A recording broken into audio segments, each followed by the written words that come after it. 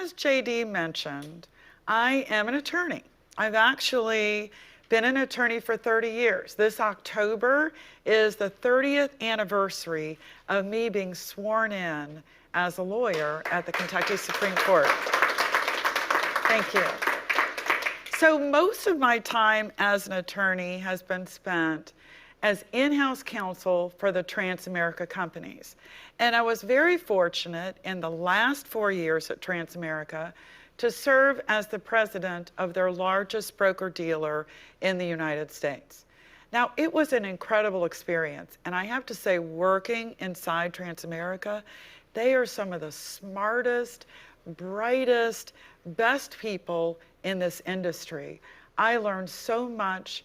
I made some great friends and business colleagues that will last my entire career. But I didn't have some of the things that I personally wanted. So I left the corporate side and decided to start my own business. One of the things that I wanted was control over my own time. Because while I loved being part of the corporate environment, I had to do a great deal of travel, and I couldn't be there for some of my son's events. So by starting my own business and taking control of my own schedule, I could take him to school every morning. I could pick him up from school every morning. And those moms and dads in the room, you know, when you pick your kid up from school, that's the magic window. They tell you everything in the car about their day. They're just little chatterboxes. And for some reason, you get home and they just clam up. I don't know what it is, but I look forward to picking him up at school every day. I was there for every basketball game, every band recital, everything that was this part of my son's life. I was so fortunate to be able to be there because I had my own business and I had control over my own schedule. One of the things that I've learned is it's very important to have multiple streams of income. When I was a corporate employee, I was compensated very well, but I had only one stream of income coming into my household. What happened if the company displaced me, if I was laid off, if the company decided to do away with my division? All of those decisions were kind of out of my hands. And so having your one stream of income dependent on somebody other than you making the decisions was not something that I wanted to put at risk anymore. With my own business, I have my own law firm and I have my own financial business. I earn income from both of those businesses. On the financial side, I've been very fortunate to grow a team with amazing leaders all around the country. And I earn income based on the success of their business. So not only is my financial income coming from what I do myself, but it's also another stream of income is coming in from the business that's done by those folks who are part of my team. So that's amazing. I have 3 streams of income. Whereas when I was a corporate employee, I had only one. And that one could disappear at any time.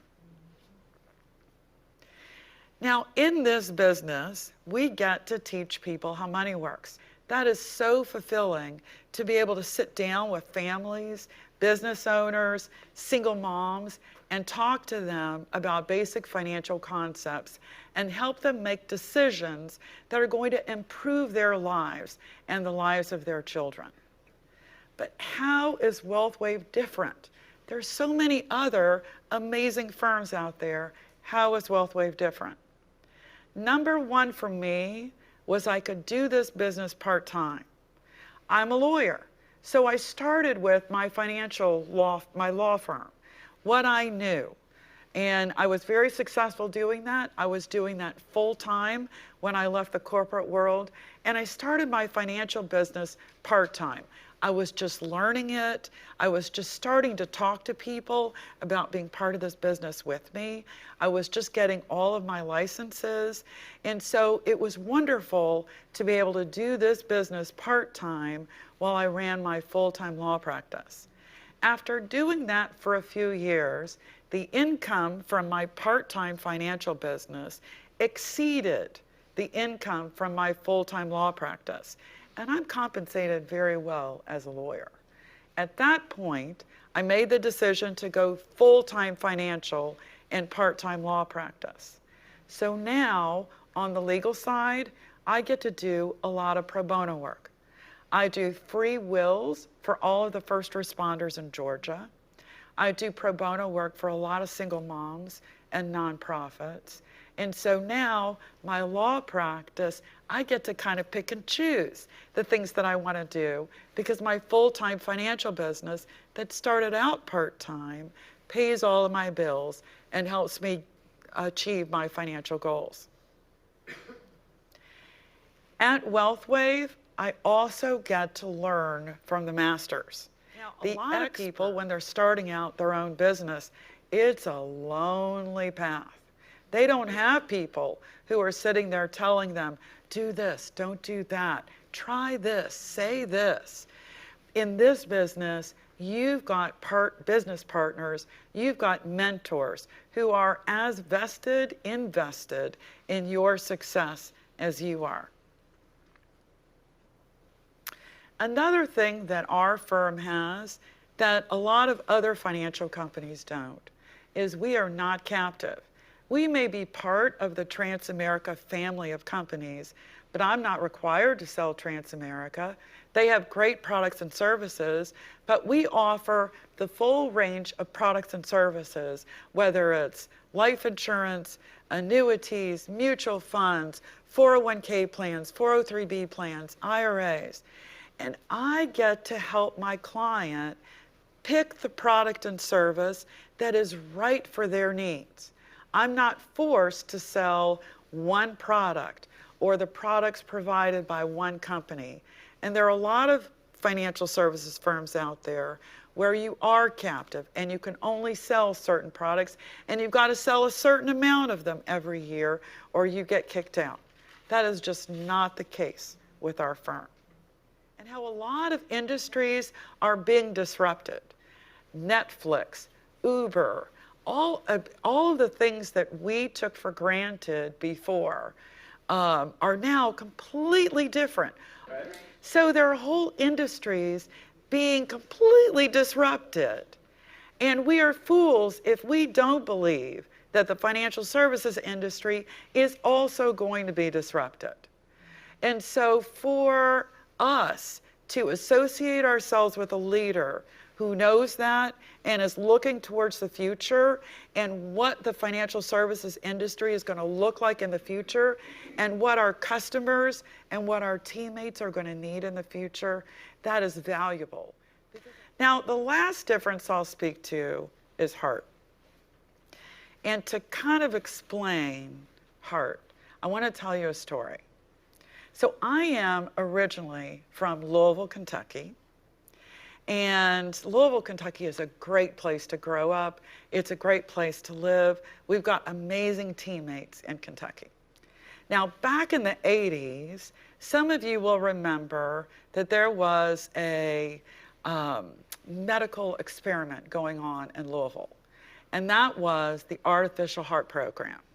There were just a lot of incredible medical advances happening in the Louisville medical community.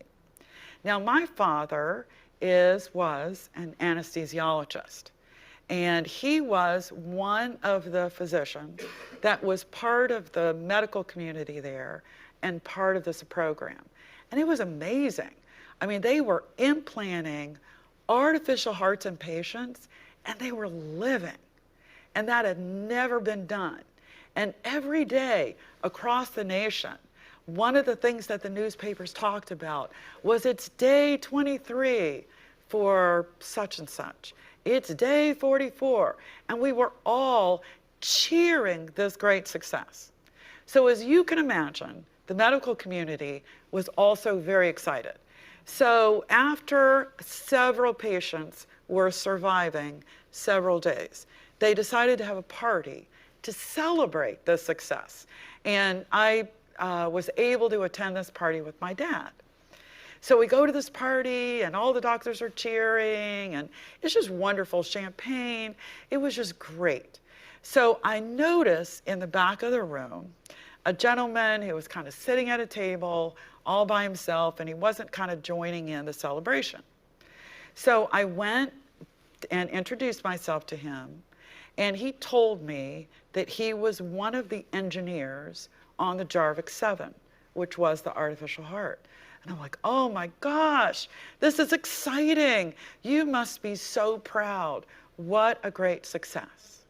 And he said, no, this was a great failure. And so I sat down and talked to him about why this program that we were all cheering around the country was such a great failure. And he said that the patients were complaining that their hearts beat, but their hearts no longer speeded up when they saw their loved ones. Their hearts didn't speed up when they got excited. Their hearts no longer pounded deeply in their chest, but it was just a steady beat. And the patients said that they would rather not survive than merely survive.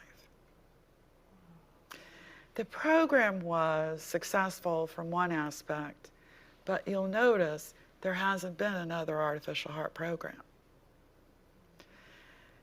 It's one of the ways that our firm distinguishes ourselves from all of the other great financial firms out there. They've got great technology, licensing support, some marketing support, commission programs, but they don't have that thing that makes us excited, that causes our hearts to beat deeply in our chests. They don't have that. They may have all of the other stuff, but they don't have that. And that piece is one of the biggest reasons why our company is so amazing to be part of. Now, I want to end this by talking about why I really do this. So my dad had his first stroke in 1993. The Saturday before he had a stroke, I had been with him at a dinner where he was honored by the Lieutenant Governor of the state of Kentucky.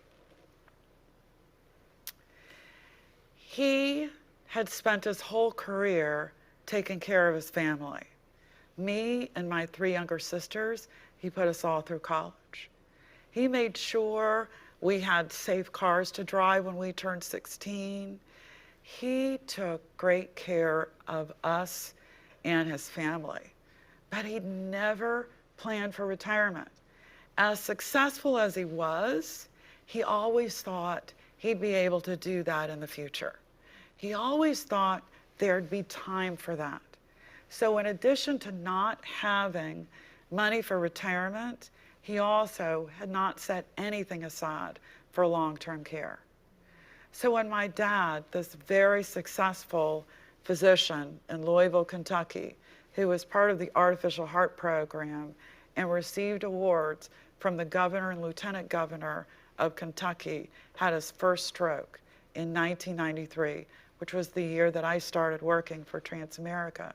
My mother, in her late 50s, started working part-time at Kroger's in the bakery and at UPS on the line to make ends meet. Me and my sisters helped supplement their income, and my dad lived for many years after that. He had a second stroke in 2010, and that just devastated him. His last 2 years were spent in a Medicaid nursing home. So why I do this is someone who works their whole life to take care of their family and does an amazing job ends up dying in a Medicaid nursing home, there is something wrong with financial services and financial education in this country. And so for me and my youngest sister, Chris, we are part of the Wealth Wave movement to change that. We want to teach people how money works so nobody ends up there after they've done all of the right things in their life. Thank you all.